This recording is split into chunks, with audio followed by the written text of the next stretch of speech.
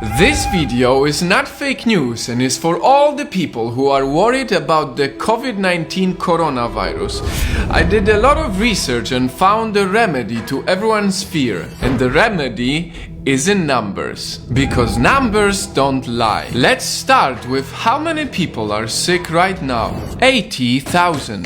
That's quite a lot. But out of this, 77,000 people are in China. So if you're not from China, that should remove 96% of your worry. Now, let's assume somehow you got the virus. In the extremely unlikely event of you getting the virus, 81% of the cases are mild.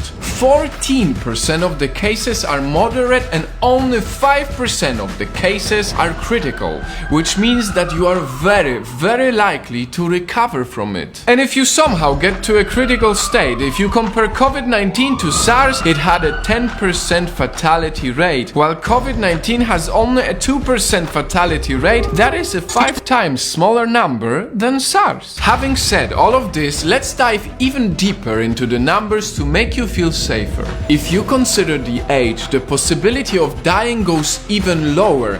The death rate for people under 50 years old is only 0.2%. 0.2%. Everyone should know these numbers so that they see that the majority of people actually recover from COVID-19. This knowledge is essential so that less people worry. If you are under 50 years old and not living in China, you are much more likely to win the lottery, which is 1 in a 45 million chance, than actually dying from the virus. Remember, numbers don't lie. This video is about COVID-19, but we can all learn more from it. A life lesson. Let's take one of the worst days so far, February 10th, when 108 people, mainly from China, died from the virus. This is a horrible, very high number, but on the same day, cancer killed 26,283 people. Heart disease killed 24,641 people. Diabetes killed 4,300 people. And suicide on that day took 27.7 times more people than COVID-19. The lesson here for us is to cherish our lives every single day, because truth is we never know what can happen to us. Now, going back to COVID-19, the rules haven't changed. You still should wash your hands often to prevent the spread of the virus. Additionally, the CDC, the Centers for Disease Control and Prevention, recently said that the most likely way this disease is spread is through sneezing. So you are still most likely to prevent the extremely unlikely event of getting sick by staying away from crowds. And last but not least, perhaps the most misinformed aspect, masks.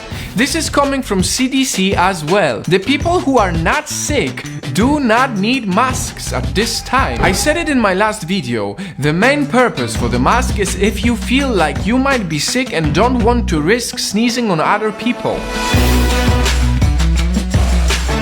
Whew. I did a lot of research. This is a lot of facts and numbers, but they are important. As of 24th of February, there is no reason to panic. If there's anything we can do is to use COVID-19 as a reminder to care for our lives always, and not only when we're afraid. Because a bad diet, driving while drunk or smoking is thousands of times worse than any coronavirus. Before I end this video, I want to touch one last topic that's very important to me: racism.